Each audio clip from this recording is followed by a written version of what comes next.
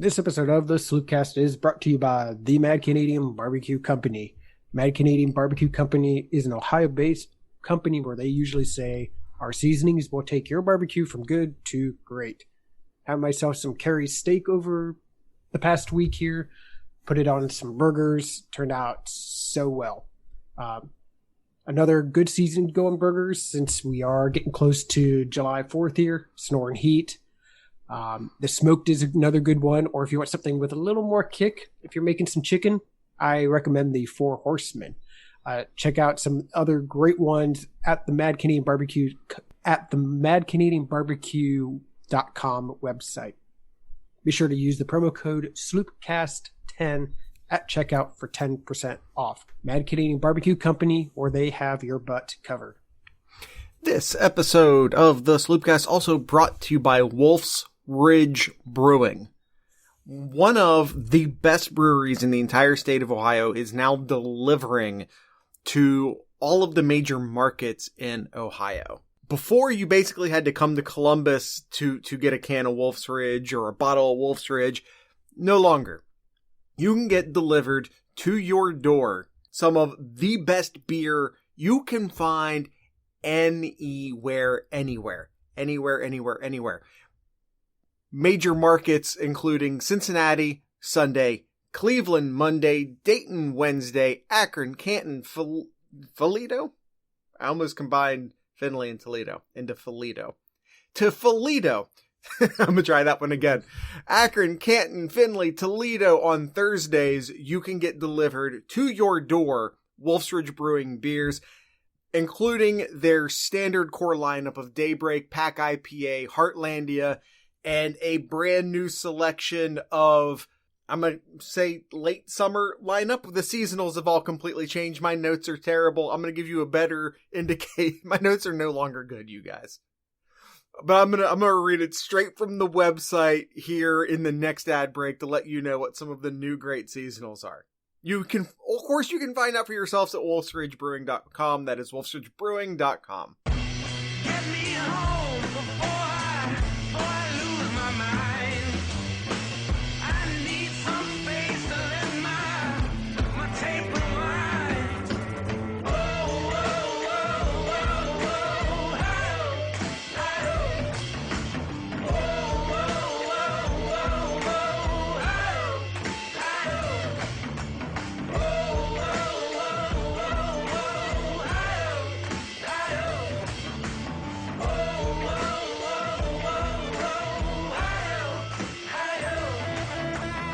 We got barbecue back here. You're all invited. Welcome to the Sloopcast. How are you doing today, Kyle? Doing pretty well over here, Jared. How are you today?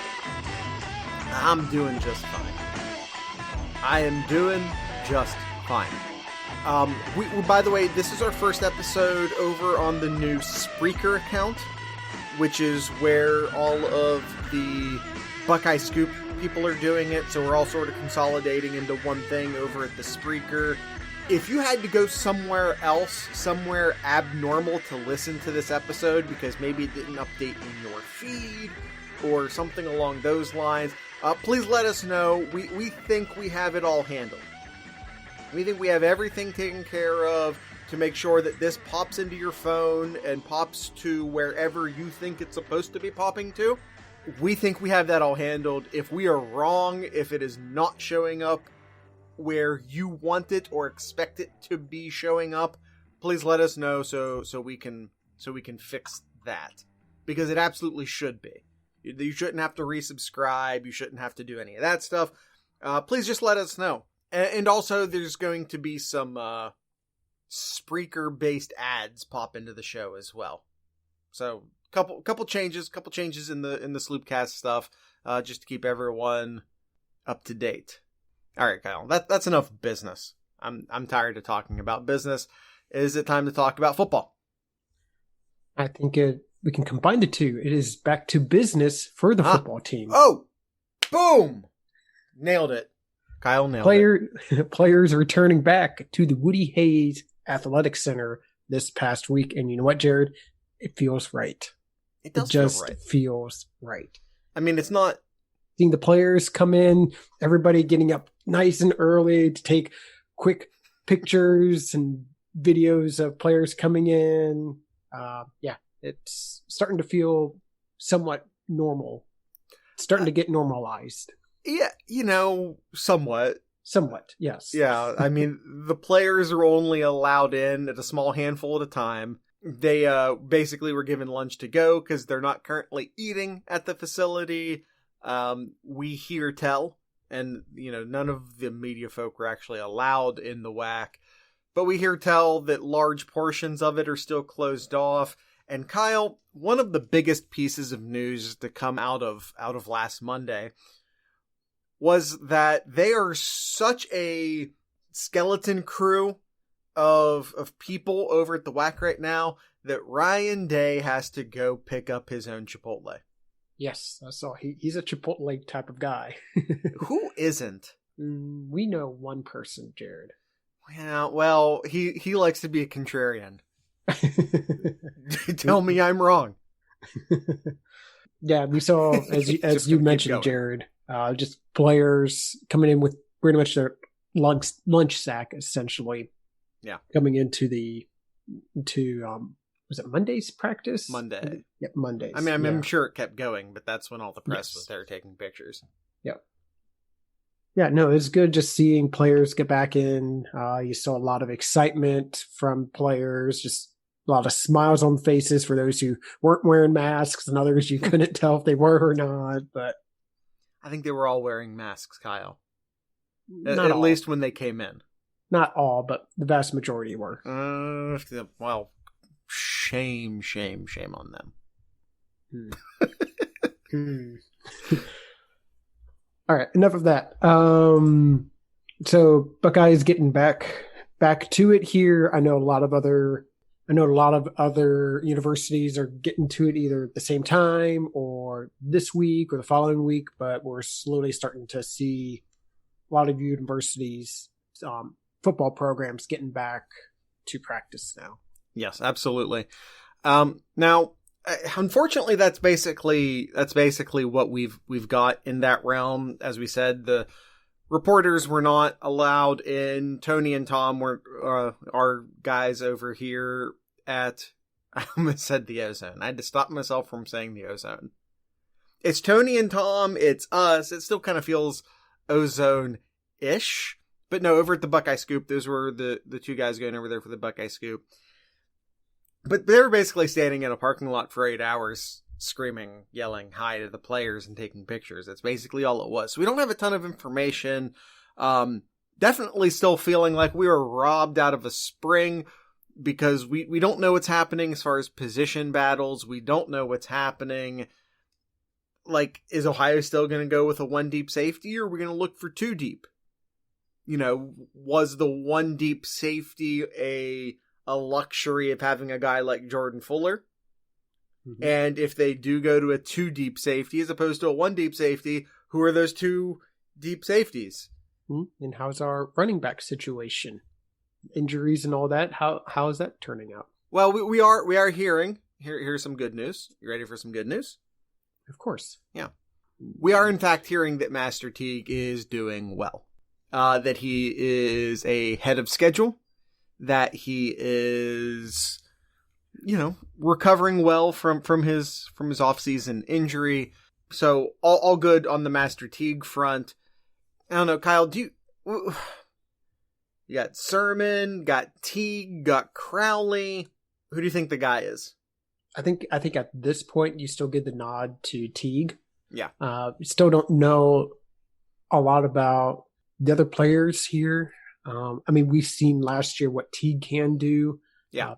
Granted, the injuries that Teague suffered and all that. And also, he kind of disappeared during the later half of the season. Not half, but maybe later quarter of the season. Yeah, I would say the quarter. But when you had a guy like Dobbins, though, it's kind of hard to not take him out.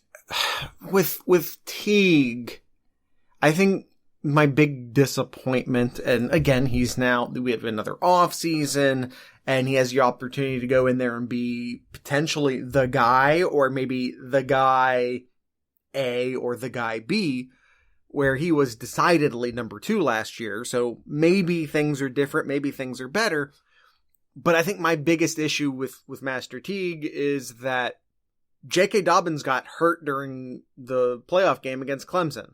And they tried to put Teague in there, and it didn't go well. So they end up putting J.K. Dobbins back out there, despite the fact that J.K. Dobbins was at like 75% health and not himself by any means.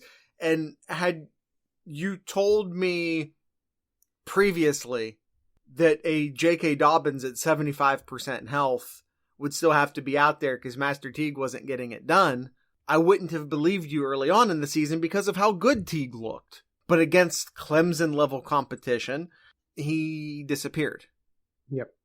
Again, that does not mean that Master Teague is bad, actually. Of course not. That's not what we're saying here. We saw what a year difference could make for J.K. Dobbins, where he was as a sophomore as opposed to a junior. We have to sort of give Master Teague that same opportunity to grow, but what felt like a surefire, can't miss, next man up thing, a lot of doubt was introduced in the Clemson game as far as all of that goes. Now, that being said, I think this is going to be a more pass-central offense this year, so there would be a lot less pressure on Teague or Sermon or Crowley or whoever ends up getting the majority of the carries. Because whoever gets the start, whoever gets the nod, Kyle, do you still feel like this isn't one running back getting 2,000 yards and is more like 2 running backs getting 1,000 yards type season? Well, I was going to ask you this question. I don't think we're going to see 2,000 yards. Will we even see one 1,000-yard rusher this year? Yes. The offensive line's going to be too damn good, is my answer to that question. And there'll be such a focus on the passing game that the safeties are going to be back, the linebackers are going to be back. So even if it's not 25 carries a game, I think we might even see an increase in the average per carry, simply because the offense is going to be so pass heavy that's going to really open things up for the running backs. Speaking of the slobs, though, Jared, a lot of talk here. I was reading an article from Tony Gerdeman on Sunday morning here, talking about Nick Petit-Free pretty much needing to step up here. He's coming in. It's his junior year now.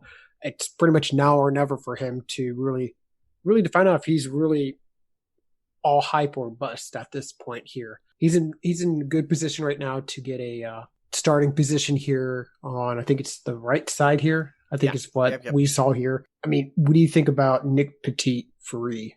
Do you think that he's going to be hype as what he was made out to be when he was recruited, or is it going to be one of those just he was there at Ohio State and didn't really make a big splash? Well, we will find out this year, and the hype was huge. It's always, I don't remember, was he a top 20 overall player, if memory serves, in his recruiting class? That's always hard to live up to, because when you're top 20, you're kind of expected to be all world, all, game changing. And when you don't sort of get significant playing time into your junior year, you're already feeling a little behind the 8 ball. That being said, Ohio State has had some really good offensive linemen the past couple years. So that's not all on Free. It's not like Ohio State was struggling to put offensive tackles on the field. Free still couldn't crack the lineup. Ohio State's been, last year especially, I felt like, there's no complaints about the offensive line last year, aside from some pass protection concerns, but a lot of that was a quarterback being young and inexperienced and maybe holding on to the ball a little too long, as well as some, offensive line concerns. It was more of a run blocking offensive line last year. I don't think that's necessarily going to be the case this year. Yep.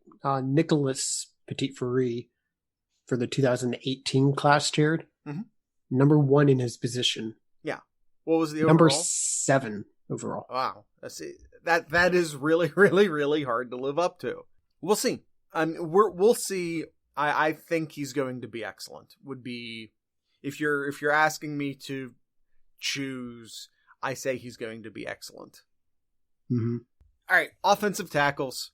Now, one of the reasons why Ohio State has Nicholas Petit-Frere is because they missed out on Jackson Carman, an offensive tackle that everyone just had slotted into Ohio State for a really, really long time until all of a sudden he wasn't. Fast forward to now, and once again, an offensive tackle who everyone had slotted to Ohio State and had there for a really, really long time, right up until the point that he wasn't.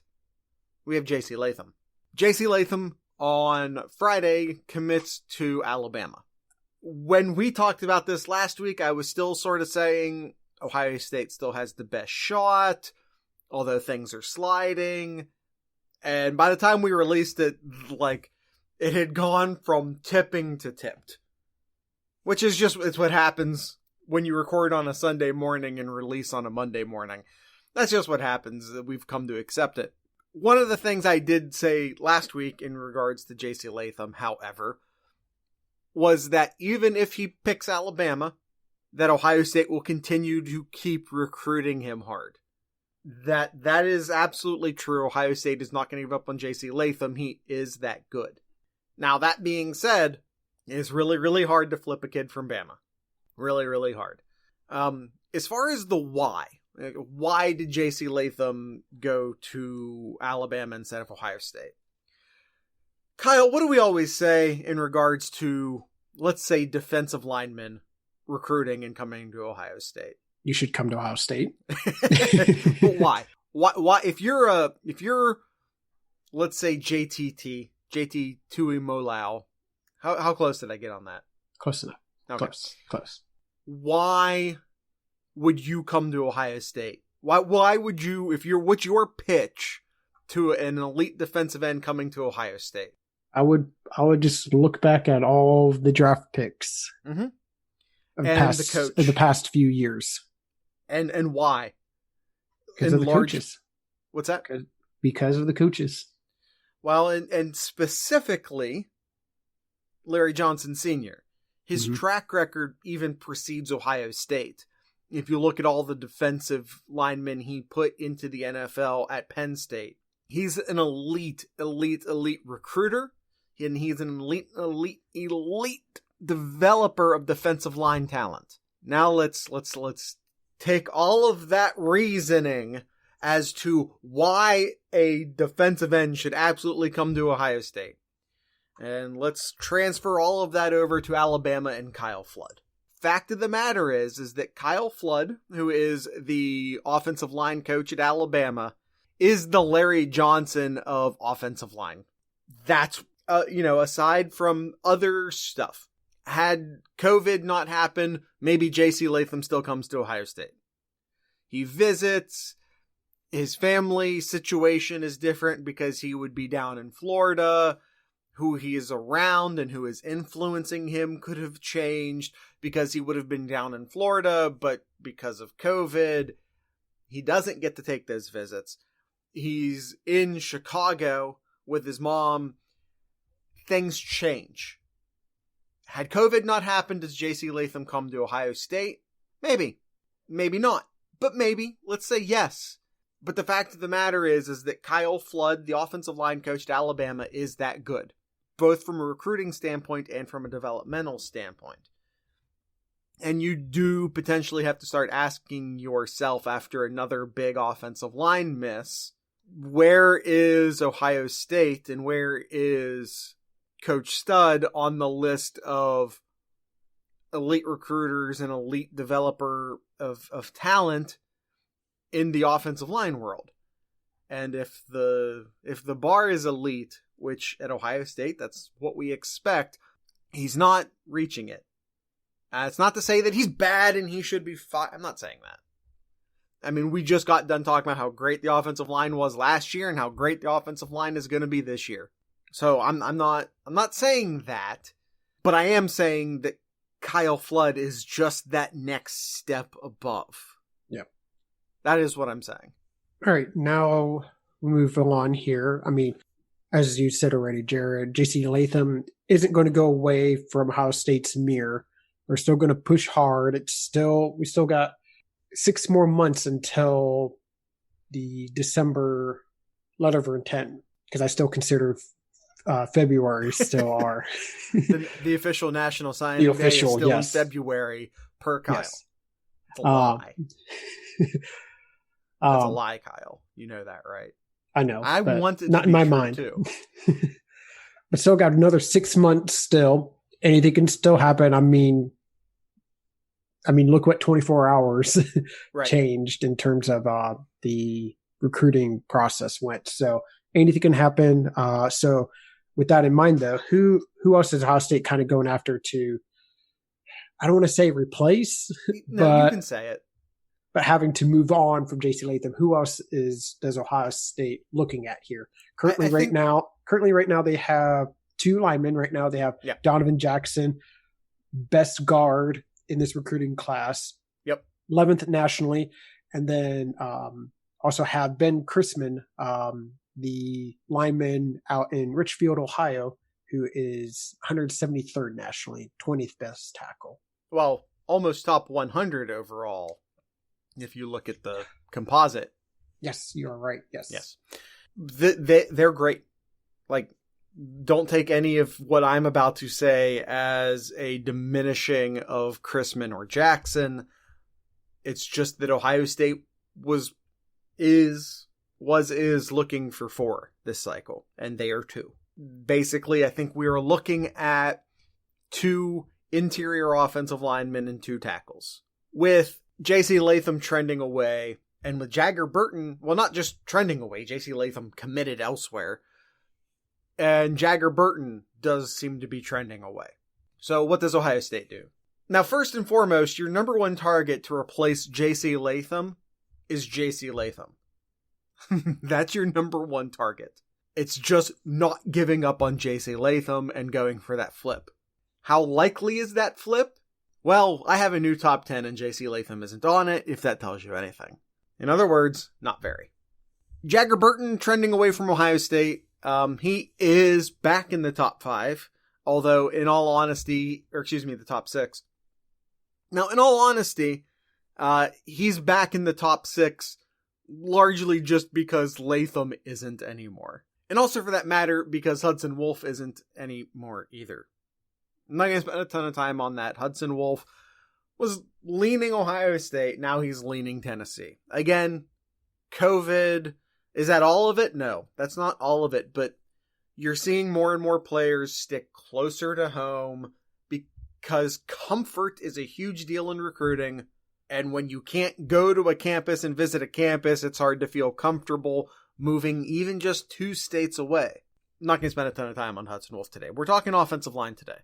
So the top 2 targets, in my opinion, as far as Ohio State and the offensive line is considered, are still JC Latham and Jagger Burton. Despite the fact that Latham has committed elsewhere, despite the fact that Burton is trending hard elsewhere, I've read at least a couple reports that might suggest that maybe Ohio State's even threatening to fall down into the 3rd spot as far as Jagger Burton's concerned. Is that true? Is that not true? I don't know. I've not heard that from enough people who I trust to necessarily say that as a certainty. But Ohio State is definitely behind Kentucky right now, is where that's at. It's not over, but it's not looking great at the moment. All right, so Kyle, let's talk some new names. All right, first up here, Jared, actually a pair of players here from the same high school. Mm-hmm. We're going to go with Garrett Dellinger and Rocco Spindler. Dellinger is the 12th best tackle, 76th in the nation, and Spindler is the 2nd best guard and 44th nationally. So top 100, pair of top 100 recruits here from the same school here. What's your likelihood? Let's do 1 out of 10. 10 most likely going to Ohio State, 1 saying, no, They're not. Where would you rank these pair of linemen?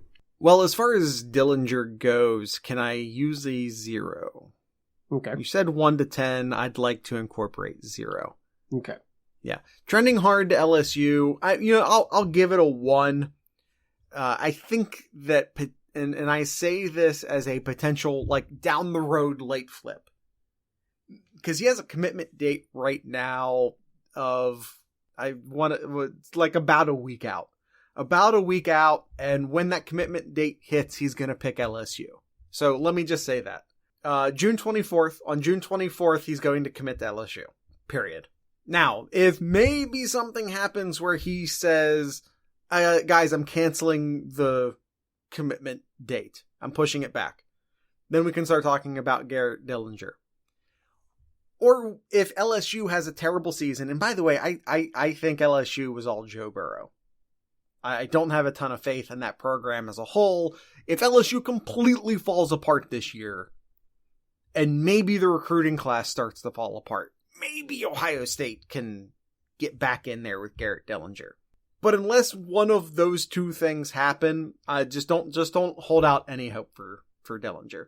So we'll leave that one at a 1. All right. And what about Rocco Spindler? Rocco Spindler, he just feels like Notre Dame at this point. I've heard nothing but Notre Dame for the past couple months. It's sort of like maybe Michigan, maybe Notre Dame, maybe Michigan, Notre Dame. But then it's just been trending hard towards Notre Dame ever since. Again, maybe with some renewed energy, Ohio State can get into the conversation. They have sort of been, well, in Ohio State's third. I think he put out a top 5 or something recently, and Ohio State made it. Ohio State is maybe in third here. But there's a huge, huge difference between between first and second and third. And this has just felt like a 2-horse race for such a long time that it's just, I'll put a 2 on it. How about that? I'll put a 2 on it. All right. Another name to look at here, Jared. Tristan Leigh.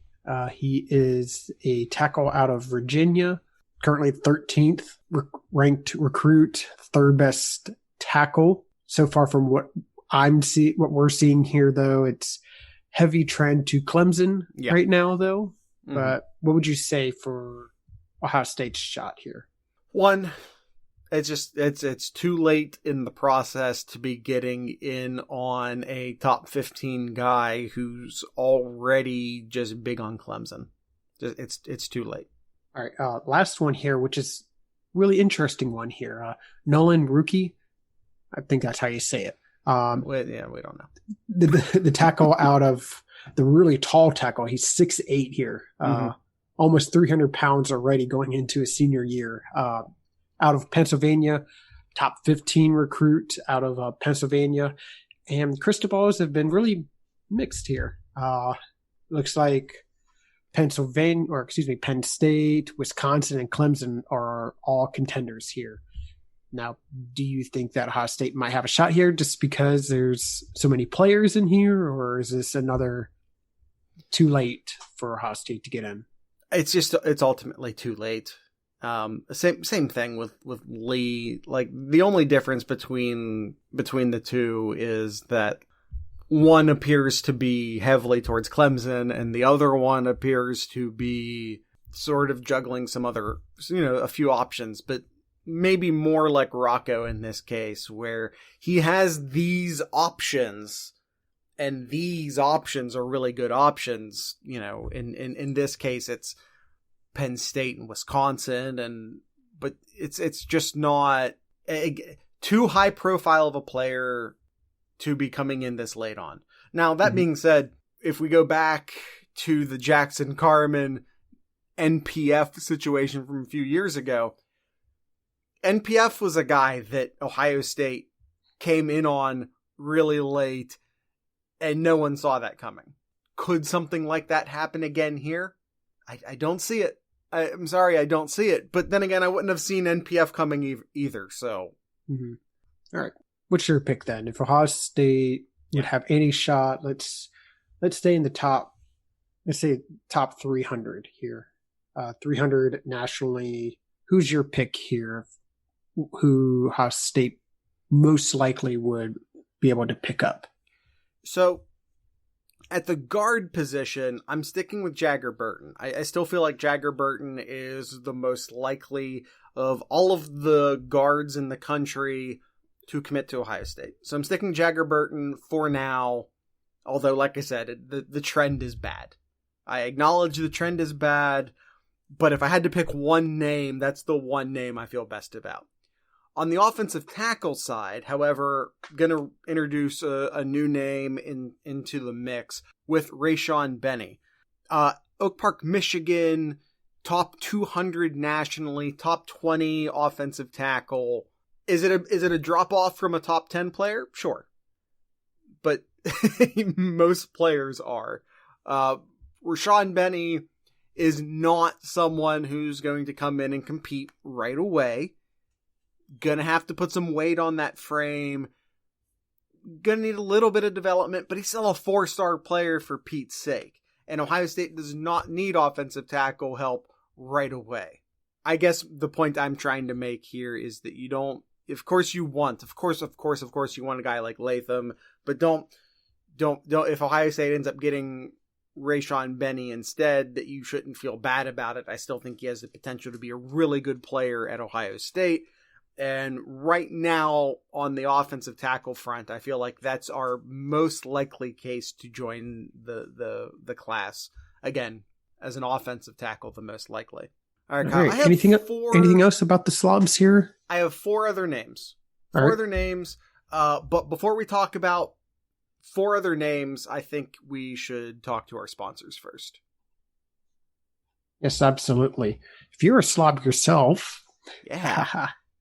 Get some good protein in, whether it's chicken, burgers, get some steak in, ribs. Be sure you do that with some great seasonings over at the Mad Canadian Barbecue Company. I think we're pretty picky on certain ones that we keep mentioning here every week, but let's mention some of the other ones that we probably don't mention too much. The savory, great seasoning. The S&P Bud, can't go wrong with a good old salt and pepper blend seasoning. The Discord, named after our Patreons. Yeah. The Ope, Two Border, or even the Cajun. All great seasonings. He is up to 12 seasonings right now, with more coming down the road here. One of the great things about being a fellow Patreon is that Mad Canadian will eventually send out samplers to those who are interested in. It's a great feedback for the Mad Canadian. It's free seasonings that fellow Patreons have. It's a great time. We have a great time. So check out all 12 great seasonings that the Mad Canadian has over at the madcanadianbarbecue.com. Be sure to use the promo code SloopCast10 at checkout for 10% off. Mad Canadian Barbecue Company, where they have your butt covered. This episode of the Sloopcast also brought to you by Wolf's Ridge Brewing. Kyle, Wolf's Ridge Brewing has come out with a line of premium beers. The Cinnamon Toast Brunch, the Creamsicle, and the Cherry Cordial. Tall cans, a little more expensive than the other ones, but I promise you they're worth it. They're amazing. They've also come out with some seasonals, some brand new seasonals, including, Kyle, you can get a summer 6-pack, which presumably, I don't have confirmation on this, presumably comes with 2 leisurely, 2 citrus surfs, and 2 modern lagers, 3 great beers, delivered to your door for one great price. That's their summer 6-pack. Still available is the Gold Standard, which it's like French bread in a can. It's amazing. I love it. Heffin' Wedge, still available. Kyle, they have, for the first time, started canning their smoked lager. Now, you might be thinking to yourself, Jared, I tried a smoked lager once. It was someone else, but I tried this smoke a lot, and ew, it was disgusting. And by the way, I agree with you, except in this case, I don't know how to pronounce it. I'm just gonna be straight. I'm a try. I'm gonna mess up. Classic Sloopcast moment. The Buchenranch. Just not even close. I don't speak German, you guys. Point is that it's a smoked lager, and if you've ever had a smoked beer before and you thought to yourself that's disgusting, I agree with you, but this one's the exception. I have had one good smoked beer in my life, and it is this, and I should learn how to say it, but I can't. They have all sorts of, like, their selection of beer is skyrocketing. Range in which you can get it delivered to you is skyrocketing. Wolf's Ridge is growing. Be a part of it. Find out more at wolfsridgebrewing.com. That is wolfsridgebrewing.com. All right, Kyle. I have a few new names for you to keep an eye out on the offensive line. These guys would be considered by many to be project players, not guys we're expecting to contribute right away. Maybe fourth year player, redshirt guys. These would definitely be redshirt guys. First, we have Noah Josie. Noah Josie is from Tennessee. Crystal balls are light on him at the moment. Two of them sending him to Georgia.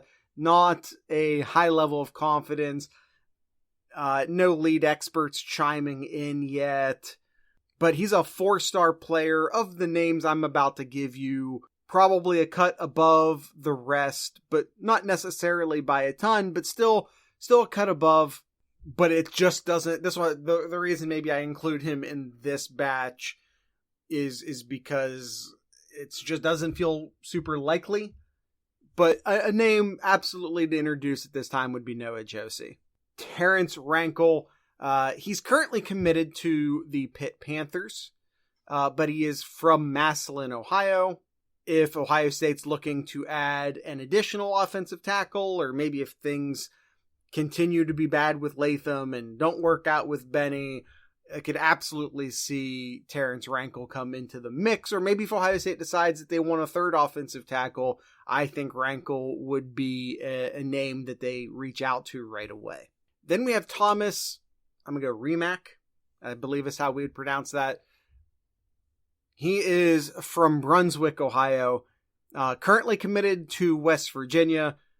Ohio State does not traditionally recruit against the Pitts and the West Virginias of the world. You have to think that if they approached an Ohio kid recruited to West Virginia or Pitt, that they could get in there right away and at least be a part of the conversation. 6'6", 280, again, committed to West Virginia. Ohio State could potentially make a move here. I kind of put him and Thomas Ranke in the same conversation. An interesting name to add to the list would be Mitchell Evans. Interesting in large part because some people can't decide at this point if he's a tight end or an offensive tackle. He has a single crystal ball sending him to Michigan State at the moment. At 6'7", 240, that's a big tight end, but a small offensive tackle. So you kind of see where people aren't necessarily sure what to do with him yet, which is what makes him so interesting. He is from Wadsworth, Ohio. So just some additional names to keep an eye out, guys who could be entering this class. Right. Anything else? Anything else for the slobs here this week? Not specifically for the slobs, no. And we went over our top 6 pretty heavily last week, so I don't want to do that again. But I just, real quick, Emeka Ibuka, JTT, Tywone Malone, still 1, 2, 3. No changes in the top 3. Hudson Wolf, JC Latham fall out of the top 6. And I've moved Derek Davis, who was number 6, up into number 4. Jagger Burton returns to the list. He'd been on the list for a long time, just missed the cut when we trimmed it to a top 6 list. But with Latham and Wolf falling off the list, Jagger Burton re-enters the list at number 5. And Rayshawn Benny, a guy who we've already talked about, makes his first appearance on our list at the number 6 spot. Very good stuff. Good stuff. Thank you. I appreciate that. let's move on over to our listeners here. Yes.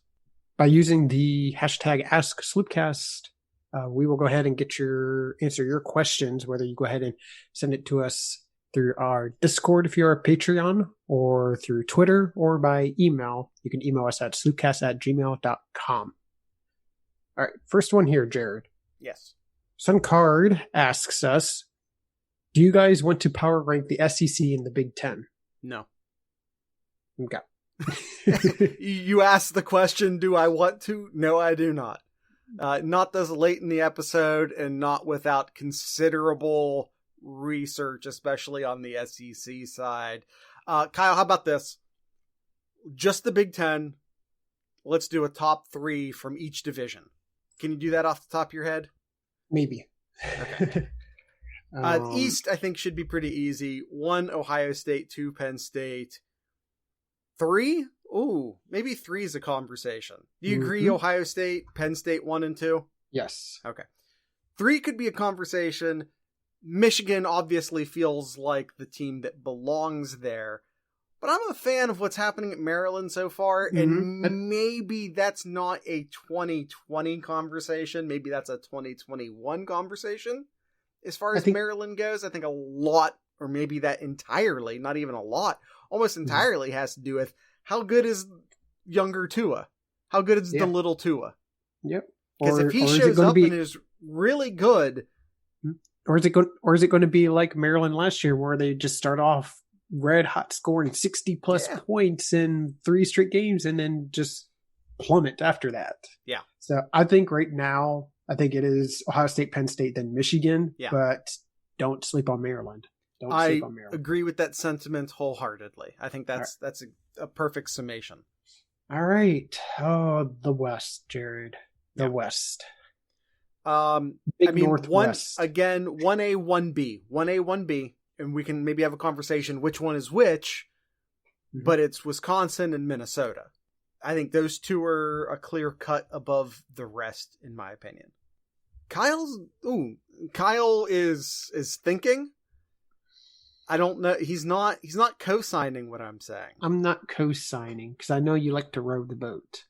This is the year. Every year's the year. No, it's not. I specifically said last year that not last year, but what is now this year would be the year, and I'm sticking to that. All right. I don't know. I put just 1 Wisconsin. Okay. Then nobody at 2, and then 3. You can't put nobody at 2. That's not how counting works. I just don't feel confident with any of these teams, with like Purdue, Iowa, Illinois, Northwestern. Nebraska has been bad, but that's a downward trending program. We'll see how Frost does this year, though. But if they just lost their best wide receiver to the transfer portal for reasons no one completely understands. Yeah. Or is willing to talk about publicly. And we'll see how Iowa does with everything going on, non-football related there. So, I mean, you might be right. I mean, Minnesota. If you're saying, and I don't know if I agree with this, but if you're saying Wisconsin's absolutely number 1, I don't understand how you're not just immediately slotting Minnesota at 2. And that might, and maybe from your perspective, Kyle, if you're not as high on Minnesota as I am, from your perspective, who the hell else?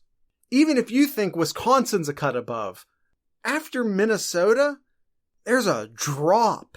And it could be Purdue if Rondale Moore stays healthy. But that's an if. I kind of want to put Purdue at number 3, that's largely kind of what because I was of Rondale thinking. Moore. I was kind of thinking Purdue at 3. I still... But it's not great when your entire season is based around a single wide receiver who has had injury problems. Yeah. Man, it is so top heavy for the Big Ten, and it's all in one division. Yeah, it's true. I was about to disagree with you, but no, it's true. By the way, it's all top heavy in one division because that's where Ohio State is. Yeah. Ha, No one's yes. on Ohio State's level in the Big Ten. And I'm not saying that because I'm a homer. I'm saying that because it's true. Yes. That's not to say that other teams can't win, but, especially when you're going into Penn State this year, that's always scary. So Suncard also asks us, how does Ohio State look if Micah Parsons... No. 1, 2, 3. I'm not letting you get away from it. Okay. 1, 2, 3 in the Big Ten West. Yeah. Wisconsin, it's same with you. Wisconsin, Minnesota, and Purdue. Okay. By the way, I might have Minnesota at 1. Okay. Suncard asks us, how does Ohio State look if Micah Parsons enters year 3 at Ohio State? We'll be saying for a third straight year, this is the best defensive line that Ohio State has ever seen. Yeah, but there's a butterfly effect that has to be accounted for. If Parsons is at Ohio State, who then potentially isn't at Ohio State? Mm-hmm. But yeah, it would be insane if Parsons was at Ohio State. Yes, it would. It would certainly help. It would absolutely certainly help, especially, I think my line to casuals right now who just want what's the season going to be like? And they sort of just want a 1-sentence response instead of an hour-long podcast is the defense is going to be worse, but the offense is going to be better. And I think is the one-line prediction for Ohio State this year. I mean, look at last year. How many games Ohio State held opponents under 20 points? It was ridiculous. It really was. Yeah, and one, that's an insane standard to meet, even if you didn't lose the number 2 and number 3 overall draft picks.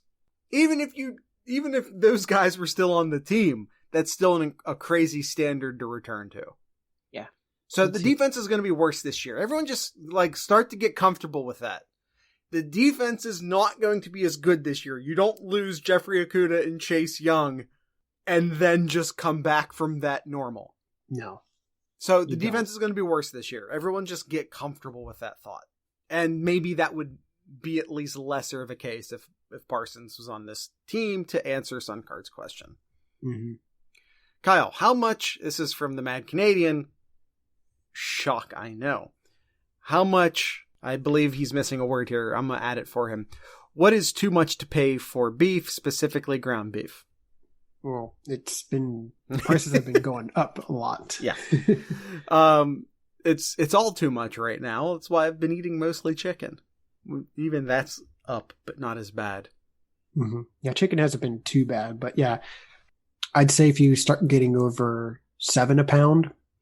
Well, it also just depends. Just because you pay more for a 92.8 as opposed to an 88.12 or a 80.20. It just depends. I don't have a strong opinion on this, Kyle. When it's on sale, I buy it. When it's not, I don't. Yes. Is basically how I buy my ground beef. Yeah, same here. Mad Canadian has one other question for us, Jared. Yeah. Children are ages 4 and 7. Do I introduce them to Top Gun or Blue Brothers first? Blues Brothers. Man, I haven't seen the Blues Brothers in a long time. It's Top Gun. Yep. You can't go wrong with Top Gun. You can't. For a movie in which a lot of people die, there's not a ton of blood. So. Yes, that is true. Let's see. Who do you want to do next year, Jared? Let's finish out the Discord. Yep. Dinger asks, considering this is the year of the tight end, what is the over-under on targets per game? See, now, Dinger, that's not... You give us an over-under, and then we say over or under. Targets per game to the tight end. I'm gonna set the over-under here for you, Jared. Okay. Over-under targets, not catches or anything, targets. 3.5. Over. Okay. I was thinking probably 4.5. Okay. Was going to be the number I was going to pick. We have quite a few questions here from us 10 Graham here, Jared. All right, let's hit these speed round. You ready? All right. Yes, this one was. We had a wonderful conversation in our Discord about this first one here. This is a long conversation in the Discord. When is the earliest acceptable time to mow your lawn? I give you a little bit of grace during like the bad parts of summer when it gets really hot at like 11 and it's still a little bit cooler in the morning. So a little bit of grace there. I'd say the absolute earliest is 8. If it's the spring and it's cooler throughout the course of the day, then maybe be considerate and wait a little bit longer. But for the most part, like, I'd say 8 is a good number. Yeah, it's what I had in my mind too. Next question here. There's a ton of asterisks on that. Where is somewhere you have yet to travel that you would like to? And where is somewhere you have traveled to that you would advise others to travel? First and foremost, I've not left the country. So that's a thing I should do at some point. I also haven't been to New York. So I'm going to say New York is a place I'd like to that I haven't yet. Someplace I have. I love Chicago and I love Seattle. I think are 2 really cool cities. Yeah, New York's definitely, well, I kind of been to New York, but not really. Work trips where you don't count. Mm-hmm. Somewhere out west, I would say maybe somewhere in the Rockies, maybe like Denver or even Salt Lake, maybe. To see some great views. Not necessarily there for the what to do there, like big cities have to offer, but more of like just the views. Yeah. See. Okay. Places that I have that I would advise others to travel to. I would say there's a lot of great places on the west side of North Carolina, like on the Blue Ridge Mountains, or even in the Smokies. There, I would definitely. There's a lot of different places to check out there. Okay. If I'm going to give one, I would say maybe Asheville. There's a lot of places in Asheville to see there. A lot of different breweries around there. Mm-hmm. Definitely a place to check out. All right. Next, what is your thought on the Red Hot Chili Peppers? Go with the band and the food. Food and the band. I like hot peppers just as a food. Mm-hmm. I'm all about that. Yep. About the band. I have a simple flow chart when it comes to the band, the Red Hot Chili Peppers. All right. Is John Frusciante with them? Because when he's in there making the album with them, it's a better album, and any of the albums they've made without Frusciante have been average at best. I want my Red Hot Chili Peppers with a side of John Frusciante. That's basically what it boils down to. He is, despite the fact that obviously not the biggest name in the band, because Flea's a huge personality, and then of course the lead singer, whose name is escaping me for some reason, is a huge personality, but Frusciante makes that band, and if he's not on the album, I don't care about it. My response, it's fine. That's a fair response. All right, next question here. Ooh, we got to pick 'em. Austin asks us, which combo combines for the most touchdowns, and why? Our options here is A, Garrett Wilson and Jameson Williams. Okay, B, strong out of the gate. Yep, B, Trey Sermon and Jeremy Ruckert. Not that one. C, Master Teague and Chris Olave. Or D, Fleming and the entire defense and special teams. Interesting. I'm going to go Wilson Williams. Well, I'm going to go with Teague and Olave. Yeah, I think that would be my second choice. And yours would be my first. It would be my second.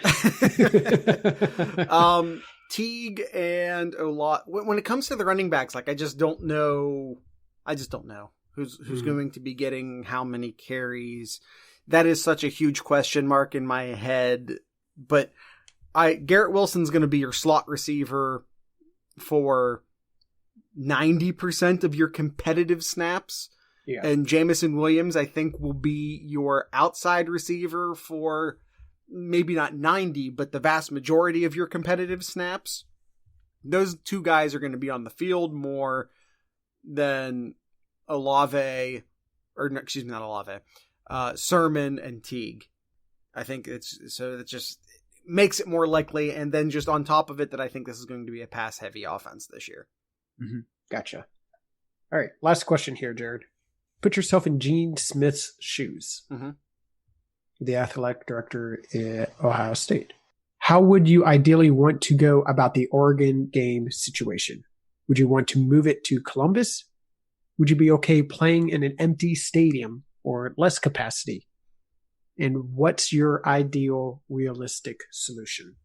I mean, ideally, why not get another home game? I mean, I don't think Oregon's going to agree to that, but like, sure, Oregon, just come here for 2 straight years.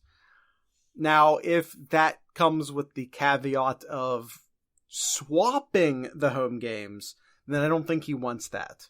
I think the ideal would be just keeping it how it is and maybe having just less capacity stadium then. And it does seem, at least so far, that would be the case in Oregon. We still have a couple months out yet. That it would be, I would say, probably limited capacity as opposed to empty. Yeah, I think at this point, there's going to be at least some form or shape of fans in the stadium. Now, we can have a discussion about how many fans can come in, or maybe it's just all students going in. It's a possibility. I'd say the realistic solution here is that all of the games go on as scheduled and that the capacity won't be 0 and won't be 100. How about that? All right. It'll go on as and where scheduled, and the capacity will be more than 0% and less than 100%. Mm-hmm. And we saw, I think it was like 3 weeks, a month ago, Gene Smith came out and said again, that was a month ago. Things have changed since then, though, but he stated at that time that he could see being about 25 to 50% capacity at Ohio State. Yeah, and we don't know what the virus is going to do. Yep. Because people have been gathering a lot lately for protests and such, and because we're starting to reopen, and because the weather's warm, and what happens when the weather goes cold again, these aren't things that we have 100% clarity on. Yeah. So these next few weeks are going to really tell a lot. Yeah. To us here. So for sure. All right, Kyle, that's the last of our Ask Sloopcast questions. Is all. I'm just doing one last look, and I do not see any. So I think we're all good for today. Awesome. This is the part of the deal where I do my spiel. This is, of course, been the Buckeye Sloopcast on the Buckeye Scoop radio network. You can follow Kyle and I at Sloopcast on Twitter. That's primarily me, though. You can follow Kyle specifically at Crazy One, crazy with a K and one spelled out. Be sure to check the show notes down in the doobly-doo, where we have links to our sponsors, links to our Teespring page where we have dozens of t-shirt designs. And then, of course, if you want in on any of our benefits that come to Patreon subscribers, including early releases, access to the Discord, occasional promotional offers through our Teespring store, or the Mad Canadian does promotional offers exclusive to the Discord as well. All of that can be accessed by becoming a patron through Patreon. Let's see. I think that's all I want to do here. Kyle, do you have anything in Kyle's corner this week? Something interesting here, Jared. Just going to take a couple minutes here. Saw something kind of trending a few days ago here, and wanted your thoughts about it, or sure. Maybe I ask you. Rivalries since 2000, since the year 2000. Okay, since the year 2000. So including the year 2000. Auburn and Alabama. What do you think has the record and how many wins? So 20 games, essentially 20 games. How many games do you think Alabama or Auburn has? Saban took over, 2007? 2008? Yep. Mm-hmm. And they weren't very good before that. So, of course, Auburn has not necessarily been great either outside of the Cam Newton stint. I don't know. I would guess it's close-ish to even. Because Bama was bad for a while there. Yeah. It's close-ish to even. Close to 50-50. Yeah, it was close, but Auburn has the lead since the turn of the millennium, 11-9. Would not have guessed that. All right, some other interesting tidbits here. Ohio State and Michigan, 17-3. I do want to note those 3 losses. Well, 2000 was 1 year. Yeah. Then Tracee. The other 2 losses both involved key star players being suspended or removed from the program. Yeah, I was about to say, or completely removed. But how about that though? That's an interesting tidbit. Yeah, the year 2000 doesn't count because it's pre-Tracee. Well, this is starting since 2000. I get that. And then the other one was the lost season. 2011. So that was not Tracee, and that was not Meyer, and that was not Day. So I don't really count that season either. I've flushed most of that season from my memory. And the last one is 2003. Was Tracee's second year, right? No, he lost to Michigan. Was it his third year? No, it's his third year because the second year is when he was the national championship year. That's right. So it was the third year. So it was 2003 then. Yes. And, you know, that they just hadn't completely taken over at that point yet. They were still ramping up. All right. Some other interesting ones. Florida and Georgia. Florida 12-8. Oklahoma and Texas. Oklahoma 14-7. I don't think I would have guessed it was quite that lopsided. Mm-hmm. Also, 14 to that's. Was there a championship game in there? Yes. Okay. Yep. I think that was last year or 2 years ago. Either way. Let's see. Florida State 10-10. And Navy and Army 16-4 in favor of Navy. Yeah. But those are just some interesting ones that was kind of made headlines here the past few days. Cool. All right. Anything else in Kyle's Corner? That is all from me today. Awesome. Tonight's ending music will be Mojoflo, a fun funk band from the Columbus area, always playing Columbus area bars. Once things start opening up again, if you see a Mojoflo date, go. Go. You'll have a fantastic time. Amazing live performers. Go see Mojoflo. So we'll be playing a song from them at the end of today's show.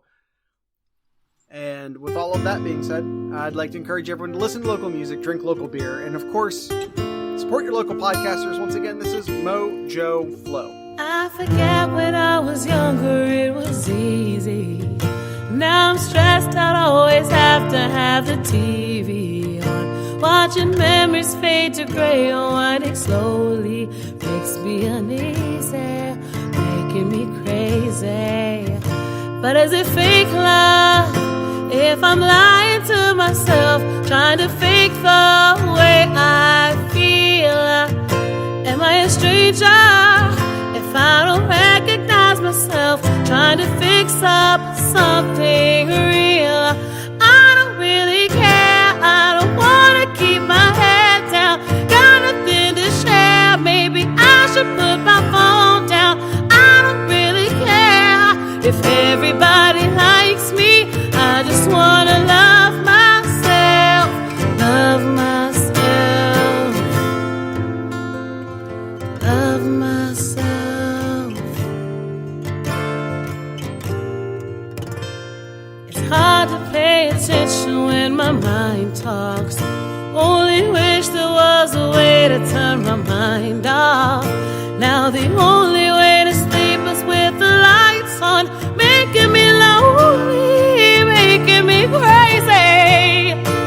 Is it fake love? If I'm lying to myself, trying to fake the way I feel. Am I a stranger if I don't recognize myself, trying to fix up something real? I don't really care, I don't wanna keep my head down. Got nothing to share, maybe I should put my phone down. I don't really care if everybody likes me, I just wanna love myself. Oh yeah, my head is spinning, the ground breaks, and I can't pay attention when my head shakes. When love is going, every day's a bad day. Just need myself to tell me that it's okay. I don't really care, I don't wanna keep my head down. Got nothing to share, maybe I should put my phone down. I don't really care if everybody likes me, I just wanna love myself. I don't really care, I don't wanna keep my head down. Got nothing to share, maybe I should put my phone down. I don't really care if everybody likes me, I just wanna love myself. Love myself.